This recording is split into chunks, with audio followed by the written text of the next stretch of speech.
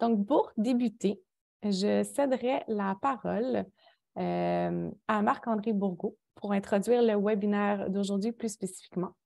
Il est professeur adjoint au département de géographie de l'Université Laval. Il s'intéresse à l'interaction entre les écosystèmes et le cycle de l'eau des milieux naturels et perturbés. Au cours des 10 dernières années, ses recherches l'ont amené à approfondir ses connaissances sur la capacité des écosystèmes à emmagasiner les eaux pluviales, les eaux de surface et les eaux souterraines. Des connaissances qui nous permettent, entre autres, de protéger les écosystèmes et d'aménager le territoire de façon résiliente au changement climatique et de profiter des services qui peuvent rendre les écosystèmes pour réduire la vulnérabilité aux risques hydroclimatiques, tels que les sécheresses et les inondations. Donc, j'invite maintenant Marc-André à ouvrir son micro pour ce mot d'ouverture et je vais arrêter de partager mon micro. Donc, bonjour, merci pour l'introduction. Je vais partager, donc en fait, je vais faire une brève introduction du sujet. Donc, je vais partager ici mon PowerPoint. Donc, le voici. Donc, en fait, tout d'abord, merci d'être ici là, à ce webinaire. Mon nom est Marc-André Bourgault. Je suis professeur au département de géographie de l'Université Laval. Et en fait, ça me fait plaisir d'être ici en cette journée, cette journée internationale des zones humides, le 2 février. Là. Donc, aujourd'hui, nous serons 3 personnes à présenter. Mais avant de débuter les présentations, j'aimerais faire une courte introduction pour montrer l'importance des zones humides pour nos sociétés, mais aussi l'importance d'agir rapidement là, pour la protection des zones humides. Donc, depuis les dernières années, les zones humides, c'est un sujet qui gagne en popularité.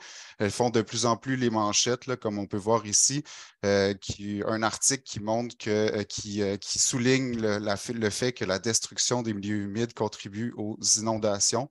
Et donc, il joue un rôle, cet article suggère que les zones humides jouent un rôle hydrologique non négligeable à l'échelle des bassins versants et qui sont au cœur, en fait, de plusieurs réflexions stratégiques qui sont présentement mises à l'échelle du Québec, comme par exemple les plans régionaux des milieux humides et hydriques, soit qu'on appelle souvent les PRMHH. Les zones humides, en fait, prennent aussi de plus en plus de place dans l'actualité, car on se questionne, en fait, sur la capacité des milieux humides à nous fournir des solutions, que ce soit des solutions basées sur la nature, d'une part pour répondre aux défis de la perte de la biodiversité à laquelle nous faisons face en ce moment à l'échelle du globe, mais aussi pour bâtir des milieux qui sont plus résilients, bâtir des milieux aussi où on est de plus en plus en contact avec la nature, car on reconnaît aujourd'hui les bienfaits qu'ils ont sur la santé. Et c'est notamment, en fait, cet intérêt qui a mené à l'élaboration d'une nouvelle loi concernant la conservation des milieux humides et hydriques, qui est entrée en vigueur le 23 mars 2018, qui a pour objectif de réduire à zéro les pertes nettes des milieux humides. Et cependant, comme on le voit ici avec la citation, là, donc une citation qui vient d'un journal régional du Centre du Québec, qui nous montre qu'entre le 16 juin 2017 et le 31 mars 2021, le Centre du Québec, Abitibi-Témiscamingue et le nord du Québec sont des régions qui ont participé à la perte des milieux humides. Donc, on arrive encore, il est assez clair qu'on n'arrive pas encore aujourd'hui à réduire à zéro la perte nette des milieux humides. Et cette situation, en fait, elle peut être inquiétante là, parce que plusieurs milieux humides sont des puits de carbone. On pense par exemple aux tourbières ombrotrophes, tourbières minérotrophes, puis on va voir dans la présentation un peu plus loin qu'est-ce que ça veut dire. Et leur destruction et leur transformation peut libérer d'importantes quantités de carbone et réduire nos efforts ici de réduction d'émissions de gaz à effet de serre. Donc ici, on voit en bleu foncé les réductions d'émissions de gaz à effet de serre depuis les 30 dernières années au Québec. Et et en fait, je pense que c'est important de souligner qu'on ne connaît pas la contribution de la perte des milieux humides dans cette dynamique. Donc, il est urgent de protéger les zones humides, mais donc, si je me rattache ici au thème de la Journée internationale des zones humides aujourd'hui de 2023, il est aussi urgent de restaurer les zones humides parce qu'elles continuent en effet de disparaître partout dans le monde alors qu'il s'agit d'un des écosystèmes les plus utiles pour répondre aux crises, que ce soit les crises climatiques. On l'a bien vu là, dans le cadre des différentes conventions cadres des Nations unies, donc les COP, et aussi la Convention sur la biodiversité qui vient d'avoir lieu à Montréal, donc qui nous permet de répondre aux crises climat, de l'eau, de la biodiversité que nous traversons actuellement.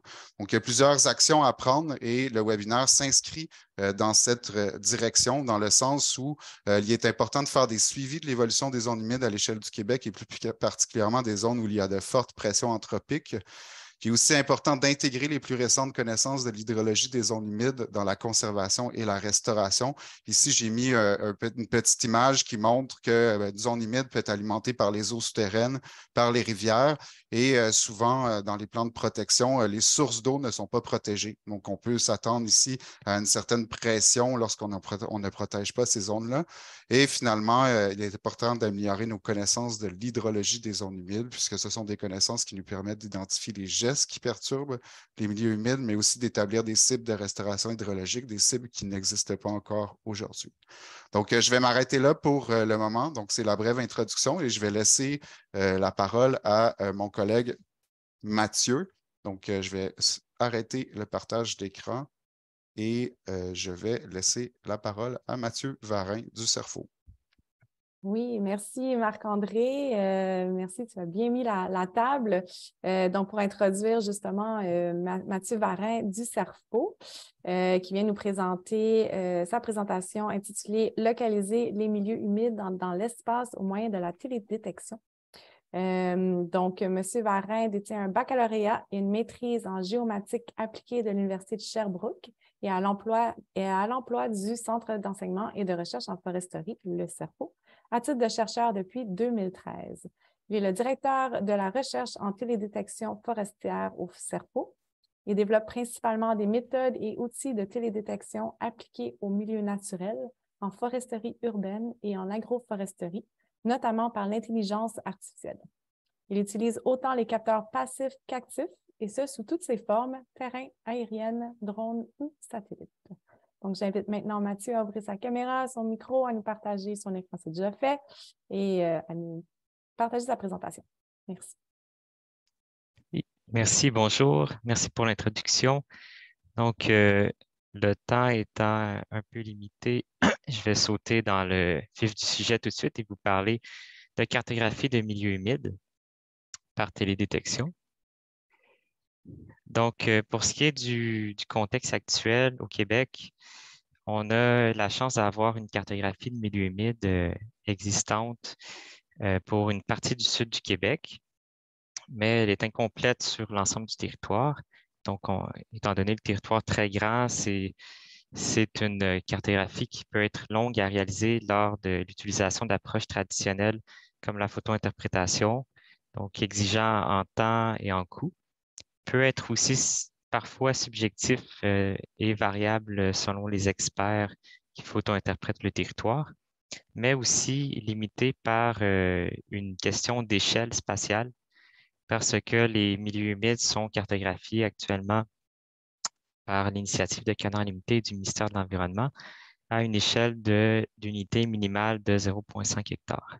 Donc, ce qui fait que dans certains endroits, des milieux humides où ils sont photo-interprétés de manière large peuvent inclure, par exemple, divers types de milieux humides au sein du même milieu humide. Donc, on a un exemple à droite là, où le contour en blanc photo-interprété, marécage, marais, en réalité intégrait une subdivision là, de différents types de milieux.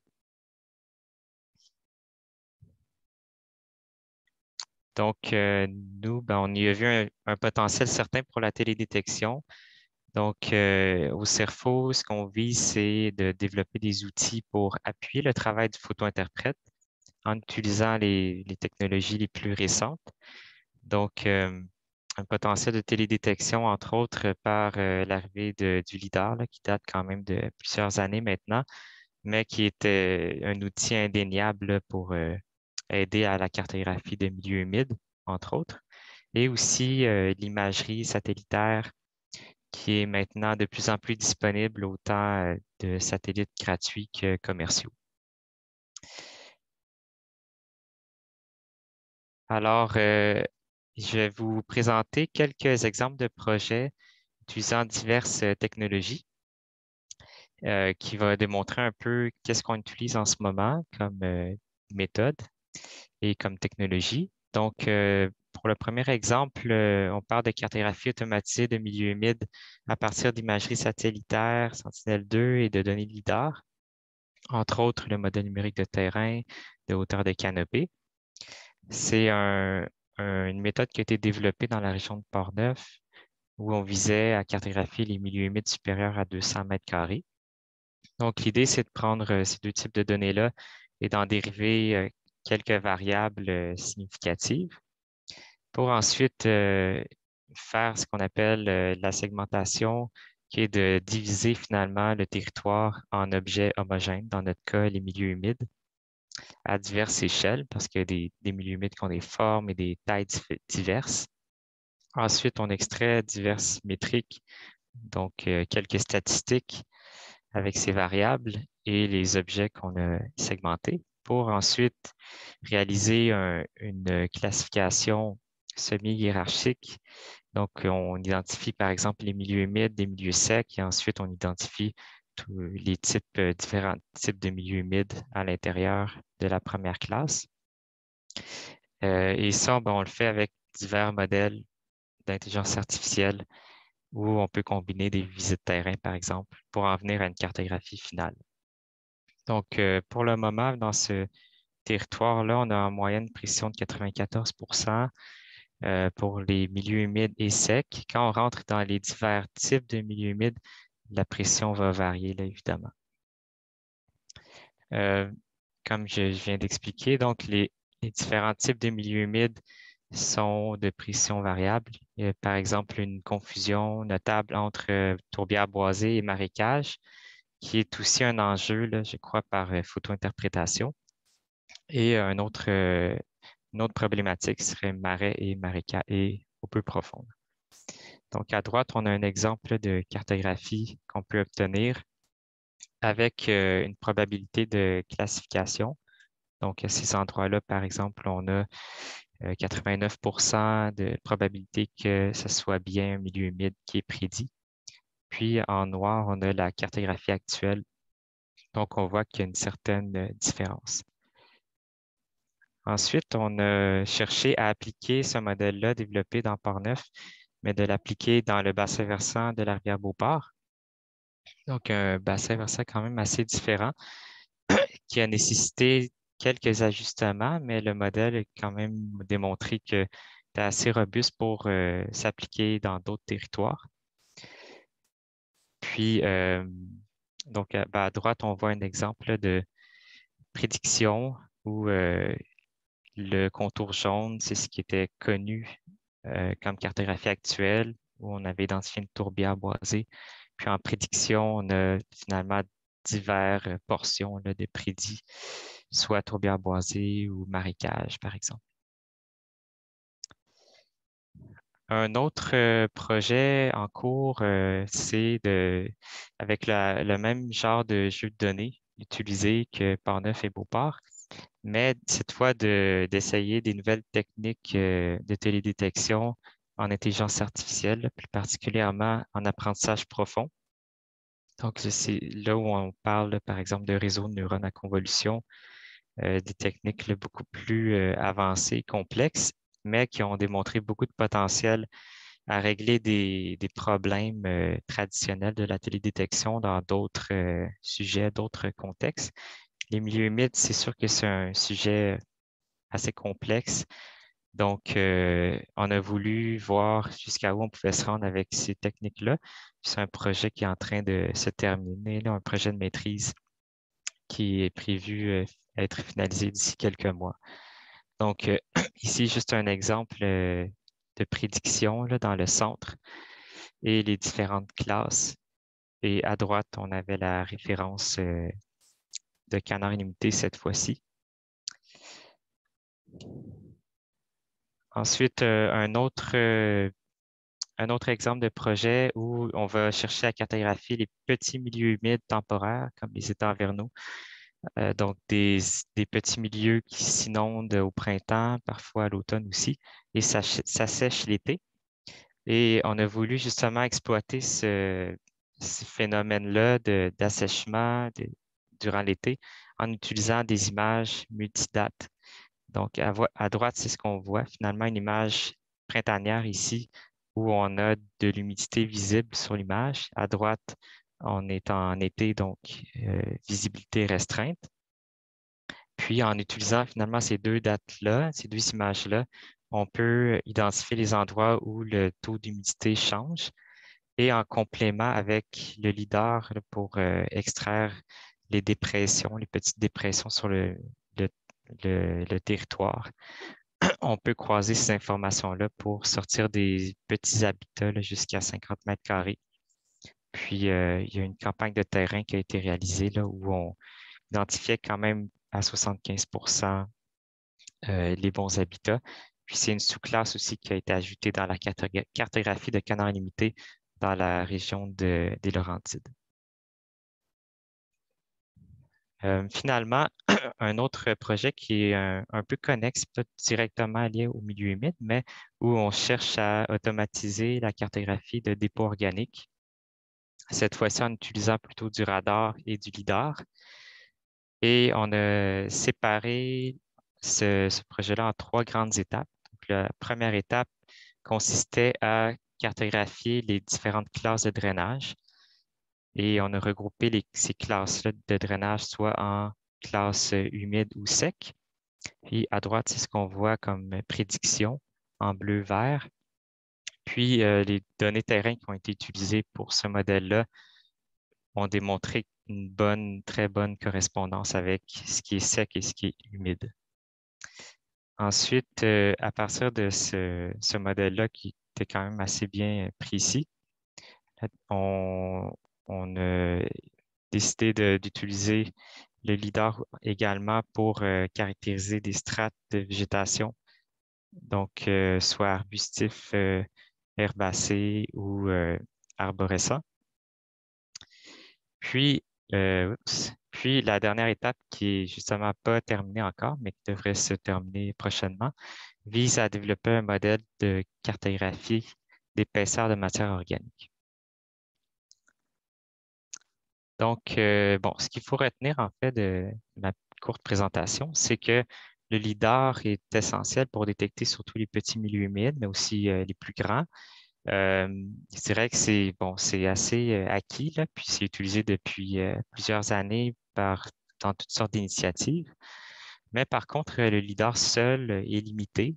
On ne peut pas cartographier tous les types de milieux humides avec le lidar. On n'a pas d'informations notamment sur une mesure directe de l'humidité. Donc, c'est là qu'il est important de combiner finalement le lidar avec de l'imagerie. Puis, ce qu'on peut noter aussi, c'est qu'en général, peu importe les classes de milieux humides, on a une précision autour de 70 en moyenne, en fait, minimalement. Donc, il y a certaines classes qui sont très bien cartographiées. Puis, je termine en mentionnant le potentiel de l'apprentissage profond. On est vraiment au début de cette technologie-là pour les milieux humides. Il y a quand même beaucoup d'articles récemment sortis depuis 2-3 ans, mais c'est de plus en plus à la mode, mais aussi ça fonctionne généralement bien. Donc, beaucoup de développement dans ce sens-là. Alors, merci de votre attention. Merci beaucoup, Mathieu. Présentation fort intéressante. Et puis, je suis sûre que ça va sûrement susciter des questions. Vous pouvez déjà les indiquer dans la boîte de clavardage, mais on va les passer à la toute fin. Donc, maintenant, on va déjà enchaîner avec notre deuxième présentation d'aujourd'hui qui est intitulée « Ce que l'on connaît et ce que l'on ne connaît pas du rôle hydrologique des milieux humides, les opportunités et les défis ». Donc, on a eu l'occasion de le rencontrer en début du webinaire. J'invite Marc-André Bourgault de l'Université Laval à reprendre la parole, donc à ouvrir son micro, nous partager son écran. Et puis, je te cède la parole. Parfait. Donc là, je crois que je partage mon écran. Je vais tasser ça ici comme ça. OK. Donc, vous voyez mon écran en ce moment? OK, parfait. Donc, bonjour, rebonjour. En fait, ma présentation en deuxième partie portera sur l'hydrologie des zones humides. Puis, on va aborder de façon générale là, ce que l'on connaît ou ce que l'on ne connaît pas, mais surtout les opportunités et les défis. Donc, je n'aurai pas le temps, en fait, d'aborder le rôle puis l'hydrologie des milieux humides, mais je vais focuser ici sur un aspect spécifique, là, donc des recherches récentes qui nous ont amené à mieux comprendre l'hydrologie des milieux humides. Donc, en fait, peut-être juste brièvement là, pour revenir, l'importance des milieux humides, ben, en fait, l'importance surtout de l'hydrologie des milieux humides, ça nous permet de comprendre leur sensibilité face aux pressions anthropiques et aux changements climatiques. Ça nous permet de comprendre ce qui maintient leur intégrité écologique, ce qui est particulièrement important dans un contexte de pression anthropique, mais aussi de changement climatique, d'évaluer leur capacité à atténuer les crues et potentiellement réduire les inondations. Donc, un sujet ici qui est encore mécompris là, parce qu'il y a toute une littérature qui parfois on peut paraître contradictoire, mais on va voir ici dans cette présentation qu'il ne l'est pas nécessairement. Et par la suite, évaluer leur contribution à lutter contre les changements climatiques en favorisant la séquestration du carbone. Donc, on est ici dans une situation où les milieux humides pour des tourbières comprennent beaucoup de matière organique et donc leur perturbation vient faire en sorte que beaucoup de CO2 qui peut être libéré dans l'atmosphère.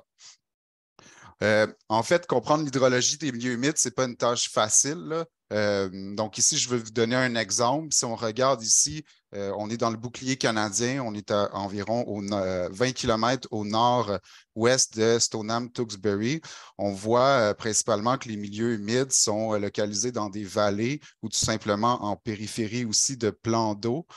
Si on regarde ici sur la photo à droite, on peut voir qu'ils sont généralement de petite taille, regroupent différents types de milieux humides. Donc, vont regrouper, par exemple, des tourbières minérotrophes ici en kaki, qui sont indicateurs d'un apport d'eau souterraine. Ma flèche disparaît, là, mais je vais essayer de la bouger plus fréquemment. Donc, ici, des zones minérotrophes qui sont en kaki. On a aussi, par exemple, des tourbières boisées où on retrouve des bonnes quantités de matière organique en région, dans des zones forestières. On a aussi des prairies humides, donc des zones herbacées. Généralement, on retrouve une alternance de matière organique et de dépôts minéraux. On a aussi des marécages. Donc, on peut voir ici des marécages qui sont généralement des zones forestières inondées à la fonte des neiges ou lors de fortes précipitations. On a des eaux peu profondes qui sont en périphérie des lacs, donc qui ressemblent beaucoup plus à des zones aquatiques, mais où on a moins de 2 mètres de colonne d'eau. Et par la suite, on a aussi des marais qui se retrouvent juxtaposés ici aux eaux peu profondes. Puis si on avait à se promener à vol d'oiseau ou avec un drone, ben, voici à quoi pourrait ressembler le paysage. Si on regarde maintenant au niveau de la vallée du Saint-Laurent, donc ici, je suis environ à 80 km au sud-ouest de la ville de Québec, tout près de Laurier Station. On peut voir que les milieux humides ont une plus grande superficie. Donc ici, on a l'échelle, on a 5 km. On observe aussi qu'ils se rassemblent en groupes. Donc, si on regarde plus précisément, où ils sont centrés sur une zone ombrotrophe, donc une tourbière ombrotrophe, qui est généralement alimentée que par les précipitations, mais qui sont ceinturées ici de tourbières boisées, qui sont alimentées par les zones ombrotrophes et aussi de marécages et de tourbières minérotrophes. Donc, on va faire référence ici à des complexes tourbeux, donc des tourbières qui sont généralement en amont d'un réseau hydrographique, donc de petits cours d'eau qui sont intermittents, comme on peut voir en bleu pâle, ou qui sont permanents, et où il y a aussi, bien entendu, des drains un peu partout à l'échelle du territoire, parce qu'on est dans une région agricole et qui a été drainée depuis des centaines d'années.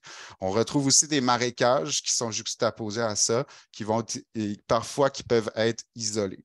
Donc, on regarde de façon générale, puis on se promenait sur le terrain, voici à quoi ressembleraient, par exemple, les tourbières ombrotrophes, donc des zones où il y a de fortes présences d'éricacées, parfois des mares, donc des zones où on peut avoir une accumulation d'eau, des tourbières boisées où on a un tapis ici de sphènes dans une forêt ici de mélèze, et par la suite, des tourbières minérotrophes. Donc ici, on est vraiment dans une zone limite, donc on passe d'une tourbière ombrotrophe à une tourbière minérotrophe, et aussi aussi des marécages, donc où on est dans un terrain plutôt accidenté avec la présence ici de fougères. En fait, en réalité, c'est que pourquoi c'est difficile à comprendre, c'est que l'ensemble de ces caractéristiques viennent influencer, par exemple, leur hydrologie. Donc, ils vont influencer les apports d'eau, que ce soit les précipitations, les eaux souterraines, les eaux de surface qui alimentent ici les milieux humides. Et ça va aussi influencer, par exemple, la façon dont l'eau va quitter l'environnement. Donc, comment elle va, quand font quitter le milieu humide. On va parler ici de transpiration, d'évaporation, d'eau de surface et d'eau souterraine. Et ce qui est important ici de comprendre, c'est que cette hydrologie va influencer, par exemple, la façon dont ils vont réagir aux précipitations, leur capacité à retenir l'eau, leur connectivité avec les eaux de surface, leur sensibilité à des périodes de sécheresse et aussi la façon dont ils vont réagir à la fonte des neiges. Donc, on peut voir chaque milieu humide ici va avoir une certaine réaction. Et le défi auquel on fait face, c'est qu'aujourd'hui, c'est qu'une tourbière boisée, donc ici, on prend les vers-forêts, dans une zone, par exemple, de bouclier canadien et une tourbière boisée dans la vallée du Saint-Laurent, n'auront pas les mêmes comportements hydrologiques et par conséquent, n'occuperont pas le même rôle. Ils vont avoir des rôles hydrologiques différents. Donc, en fait, si je regarde ces cartes-là, il est encore difficile de dire, cette tourbière boisée-là va avoir ce rôle hydrologique, va avoir cette influence sur la crue et finalement va contribuer de temps, par exemple, au niveau de l'accumulation de carbone. Donc, c'est encore difficile ici de le faire et c'est le défi auquel on fait face lorsqu'on parle d'hydrologie et lorsqu'il vient le temps d'intégrer les milieux humides dans des plans régionaux, les PRMHH dont je parlais au début. Donc, le défi de la recherche sur l'hydrologie des milieux humides, c'est de documenter davantage l'hydrologie de certains types de milieux humides. On peut penser à des marécages isolés dans la vallée du Saint-Laurent, des tourbières boisées, par exemple, que ce soit dans le bouclier canadien ou dans la vallée du Saint-Laurent. Ici, j'ai donné que 2 exemples, mais on pourrait parler des Appalaches aussi, bien entendu. L'autre défi, c'est de développer des outils qui permettent de comprendre la variabilité hydrologique des milieux humides parce qu'on observe à l'échelle des territoires une certaine variabilité dans la façon dont les milieux humides vont réagir aux précipitations ou dans la façon dont ils vont maintenir leur intégrité écologique. Puis l'autre aspect, c'est de bâtir une base de données à l'échelle du Québec qui rassemble des mesures de niveau pour tous les milieux humides. Il y a eu beaucoup de recherches qui se sont faites, beaucoup de groupes de recherche. Cette information, elle est peu partagée et peu public. Et en fait, je crois que ce serait clairement une retombée majeure que d'être capable de partager cette information pour faire ressortir ou catégoriser l'hydrologie des types des milieux humides. Puis en fait, pourquoi je dis ça, c'est que j'ai moi-même entrepris cette démarche. Une démarche que j'ai débutée par l'instrumentation ici de 7 tourbières dans la vallée du Saint-Laurent. Donc, on est localisé ici. Montréal est ici, donc on voit ici les 7 tourbières. Québec est ici, donc c'est 7 tourbières dans la vallée du Saint-Laurent, le long d'un gradient climatique où on a installé des puits d'observation, des pluviomètres et où on a obtenu ici des séries chronologiques où on peut voir que lorsque les niveaux d'eau, donc ici on va prendre un exemple de niveau d'eau en noir, lorsqu'il y a des précipitations, on voit les niveaux d'eau augmentent et lorsqu'il n'y a pas de précipitations, les niveaux d'eau diminuent. Et ce qu'on peut voir ici, c'est que pour une précipitation similaire, l'augmentation du niveau va varier en fonction de où il se localise. Puis ça, on va plonger un petit peu plus profondément là-dedans, mais c'est particulièrement important parce que ça caractérise le portrait hydrologique des tourbières.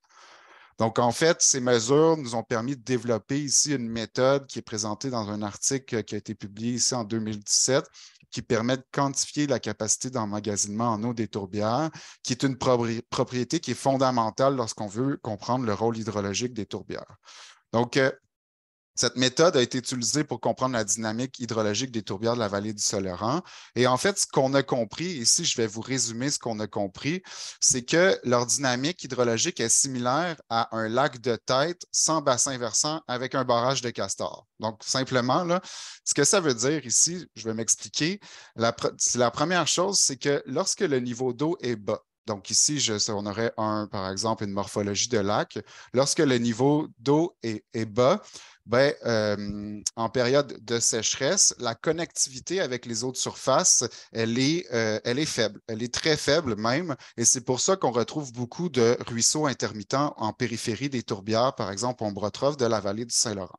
Lorsque le niveau d'eau augmente, la connectivité hydrologique avec les eaux de surface augmente lorsque le niveau d'eau est élevé, jusqu'à atteindre un seuil lorsque le niveau d'eau est très élevé, donc où on dépasserait par exemple l'altitude du barrage du Castor, où là, l'eau s'écoule très rapidement vers les ruisseaux et les rivières. Et donc, on a une situation où si j'ajoute une goutte d'eau, par exemple, à cette situation, mais l'eau va rapidement se redistribuer en périphérie. Donc, ça, c'est la première chose qu'on a compris. La deuxième chose qu'on a compris, c'est que l'emmagasinement d'un événement pluvieux augmente lorsque le niveau d'eau augmente. Ce qui veut dire que si, par exemple, le niveau d'eau est bas, donc en période de sécheresse, et que je regarde son augmentation de niveau suite à une précipitation et que je fais la même chose pour une situation où mon niveau d'eau est élevé, si je compare ici les deux aires, donc la zone en rouge et la zone en bleu, on peut voir que la zone en bleu, elle est plus grande que la zone en rouge. Et donc, puisque je suis localisé sous le seuil, par exemple, du barrage du Castor, ben, ou tout simplement ce seuil, cette limite, mais on va dire ici que l'emmagasinement d'un événement pluvieux augmente lorsque le niveau d'eau augmente. Ça, c'est la deuxième chose qu'on a compris. Et c'est particulièrement important pour comprendre l'hydrologie des tourbières. L'autre chose qu'on a compris, c'est que la capacité d'emmagasinement diminue au fur et à mesure que le niveau d'eau augmente. Donc, si je regarde, ça c'est plus intuitif, un niveau d'eau bas, donc la quantité d'eau que ça va prendre pour atteindre le seuil, ben, elle va être beaucoup plus grande si mon niveau d'eau est bas, donc en période de sécheresse, que si mon niveau d'eau est élevé, donc en période juste après la fonte des neiges. Donc ça, ici, on va parler de capacité d'emmagasinement. Donc cette quantité d'eau qui reste pour remplir le milieu. Et donc, en fait, et puisque nous sommes dans une tourbière, donc non dans un lac, on peut voir, comme on peut voir sur la photo ici, qui montre une carotte de tourbe, mais l'emmagasinement ici n'est pas relié à la morphologie du lac, mais elle est bien liée à la disponibilité, donc les pores, la disponibilité en fait, la présence de pores entre la matière organique non décomposée et la matière organique décomposée. Et en fait, à la surface, l'emmagasinement, elle est plus élevé, tout comme ce que je montrais dans le lac, et l'emmagasinement, elle est plus faible ici en bas. Donc, si j'avais à résumer ici, rassembler toutes ces informations sur un même graphique, ben, on pourrait le faire en traçant ici cette courbe ici en noir, qui est fortement non linéaire. Donc, ça, c'est une propriété qui est propre à l'hydrologie des tourbières, où, par exemple, lorsque le niveau d'eau est bas, l'emmagasinement est faible, puisque la matière organique est fortement décomposée, mais la capacité d'emmagasinement est forte, puisque avant d'atteindre le seuil, ben, ça me prend beaucoup d'eau. Et de l'autre côté, si le niveau d'eau est élevé, l'emmagasinement est fort parce que la matière, elle est vivante. On est plus dans un tapis de mousse, mais on observe une faible capacité d'emmagasinement parce qu'on n'a presque plus d'espace pour accumuler de l'eau avant que l'eau soit rapidement redirigée vers les rivières. Et par la suite, on s'est demandé en fait si cette dynamique était similaire pour l'ensemble des tourbières. Donc, on est allé chercher ici 40 sites localisés en Amérique du Nord, en Europe. Donc, vous pouvez voir ici l'ensemble des sites qui comprend différents types de tourbières, mais aussi différents statuts de perturbation. Et un des premiers résultats qu'on a obtenus, comme vous pouvez le voir ici, c'est qu'on reconnaît très bien ici la forme que je vous ai présentée. Et ce que nous montre ce graphique, en fait, c'est que lorsqu'on observe tout d'abord deux groupes de tourbières. Donc, un qui est formé ici, par exemple, d'une tourbière du sud du Québec qui est fortement perturbée, et une autre qui est formée d'une tourbière du sud de l'Ontario. Et on observe aussi un autre groupe qui est formé de plusieurs tourbières, en fait distribuées un peu partout, donc en Angleterre, en Allemagne, en Finlande, en Écosse, mais aussi au Canada. Donc, je n'ai pas présenté l'entièreté ici des 40 sites parce que je pensais que, en fait, je crois que c'est plus intuitif de voir moins de suites, mais de voir ici la variabilité. Et en fait, ce qui est intéressant ici, c'est que malgré leur état ou leur réalité locale, que ce soit leur contexte hydrogéomorphologique, mais les patrons hydrologiques peuvent être réfléchis de la même façon. Puis ce résultat est important parce que il nous permet de comprendre et de caractériser le portrait hydrologique d'une tourbière et de comparer différentes tourbières localisées dans différents contextes hydrogéomorphologiques et aussi dans différents contextes hydroclimatiques.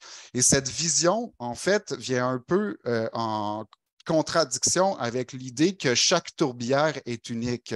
Elle est unique, effectivement, dans certains cas parce qu'on peut séparer les groupes, mais leur réalité ou leur portrait ou la façon de les comprendre est similaire, soit elles adoptent, en fait, une hydrologie qui ressemble à un lac de tête avec aucun bassin versant et barré par un barrage de Castor. Et deuxième résultat, comme on peut voir ici sur ce graphique, c'est que la méthode que nous avons développée nous permet d'identifier, la profondeur ici du seuil, donc le seuil que je vous parlais avec le barrage de Castor, et aussi de quantifier l'emmagasinement. Donc, l'emmagasinement qui serait la différence ici entre le profil hydrologique et le seuil. Et cet emmagasinement, en fait, elle est importante parce que, en fait, c'est ce qui va déterminer le rôle hydrologique de la tourbière. Et ce qu'on trouve, en fait, quand on compare les différents sites, c'est que avant d'atteindre un seuil, certaines tourbières ont besoin moins d'eau que d'autres. Et parfois, ça peut varier du simple au triple. Donc, en fait, en d'autres mots, ça veut dire qu'il y a certaines tourbières qui auraient besoin, par exemple, d'une précipitation de 50 mm pour atteindre un seuil, alors que d'autres tourbières ont besoin de 150 mm, le triple, donc 3 fois plus d'eau pour atteindre ce seuil et donc de rapidement augmenter la connectivité avec le réseau de surface. Donc, ce qu'il faut retenir ici, c'est que ces différences de capacité d'emmagasinement, en fait, caractérisent le rôle hydrologique à l'échelle des bassins versants. Donc, je vais m'arrêter là, mais l'idée ici, c'est qu'il y a plusieurs retombées de ces résultats. Un des premiers, c'est que ça nous permet de développer de nouveaux projets de recherche. Donc, en fait, un programme de recherche que j'ai soumis au CRSNG pour lequel j'ai été financé. Ça permet, et des projets de recherche, par exemple, qu'on est en train de mener au lac à la Tortue en collaboration avec Conservation Nature Canada et aussi la forêt Montmorency avec plusieurs professeurs de l'Université Laval. Par la suite, ça nous permet d'établir des cibles hydrologiques pour la restauration et la création des milieux humides. Ça nous donne un horizon, ça nous donne finalement un objectif à atteindre de à quoi ressemble une tourbière qui est non perturbée ou potentiellement qui est perturbée aussi. Et donc, le troisième point, ça permet d'établir des bases théoriques pour quantifier l'importance des tourbières dans le cycle du carbone.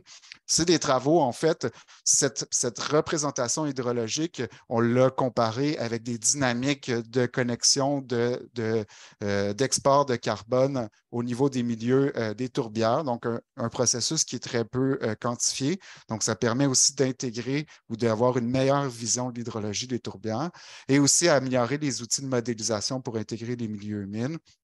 C'est des travaux qu'on a menés ici, qu'on mène présentement, mais aussi qui ont été publiés en collaboration avec des chercheurs en Europe. Donc, je vous remercie d'avoir pris le temps de m'écouter. Je voudrais remercier tous les gens qui travaillent de proche ou de loin et qui ont contribué à ces résultats. Donc, je vais laisser la parole à Yalinka. Bonjour, merci Marc-André. C'était très enrichissant d'en apprendre plus sur tes recherches, tes travaux. Je sens qu'on aurait pu continuer beaucoup. Il y a beaucoup à dire sur le sujet. On aura l'occasion d'avoir une période de questions à la fin. Donc, n'hésitez pas, si vous avez des questions, encore une fois, de les écrire dans la boîte de clavardage. On y passera à la fin. Pour l'instant, on passe à notre troisième et dernière présentation du webinaire d'aujourd'hui, une présentation qui s'intitule « Influence hydrologique d'un milieu humide riverain à la forêt Montmorency ». Donc, on est heureux de recevoir Yalinka Strache pour nous entretenir sur le sujet. Yalinka est diplômée du baccalauréat en environnement naturel et aménagé et présentement étudiante à la maîtrise de recherche en sciences géographiques à l'Université Laval sous la supervision de Marc-André Bourgault et François Anctil.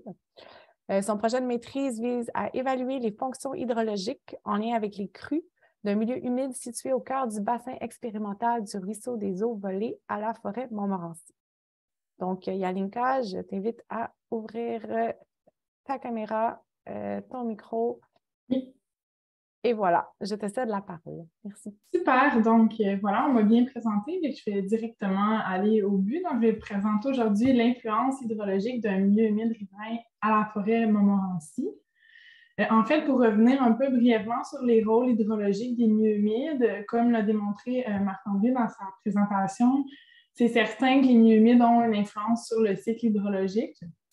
Toutefois, les rôles hydrologiques sur les crues sont quelque peu controversés. En fait, il y a certaines études qui vont démontrer que les milieux humides peuvent diminuer les débits de pointe, mais il y a d'autres études qui vont aussi démontrer que les milieux humides n'ont pas nécessairement d'impact ou peuvent même augmenter les débits en période humide.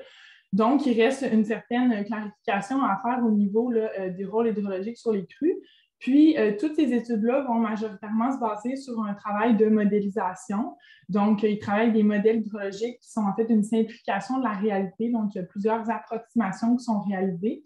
Il y a très peu d'études empiriques qui étudient les milieux humides riverains. Puis, il y a encore aussi très peu d'études qui vont étudier les milieux humides, mais encore moins les milieux humides riverains. Donc, c'est pourquoi nous, on a décidé de s'attarder à étudier le milieu humide riverain qui se situe à la forêt Montmorency. Donc, comme vous pouvez le voir à l'écran, le milieu humide se situe dans le Bérev, qui est le bassin expérimental du ruisseau des Eaux-Volées, qui, lui, se situe à la forêt Montmorency. La forêt Montmorency est située environ à 70 km au nord de la ville de Québec. Donc, pour ceux qui ne la connaissaient pas.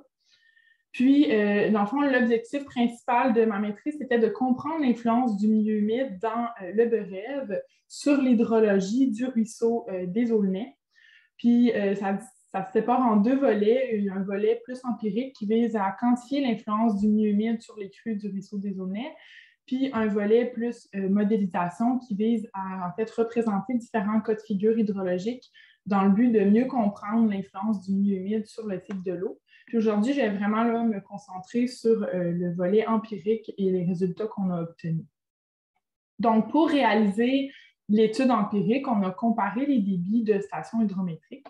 Donc, comme vous pouvez le voir à l'écran, le milieu humide est situé entre deux stations hydrométriques, une station en amont et une station en aval. Puis, on a utilisé les données instantanées du CEHQ, du Centre d'expertise hydrique du Québec, puisque le Bérev est très, très petit, donc très réactif. Si on travaille avec des données journalières, on passe à côté de certaines crues, puisqu'il y a certaines crues qui vont durer seulement quelques heures dans le Bérev.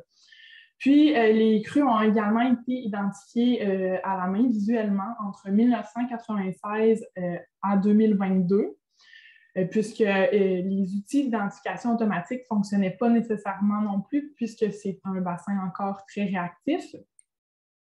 Puis, on a, pour faire la comparaison des débits de la station en aval et en amont, ce qu'on a fait, c'est qu'on a rendu les débits adimensionnels.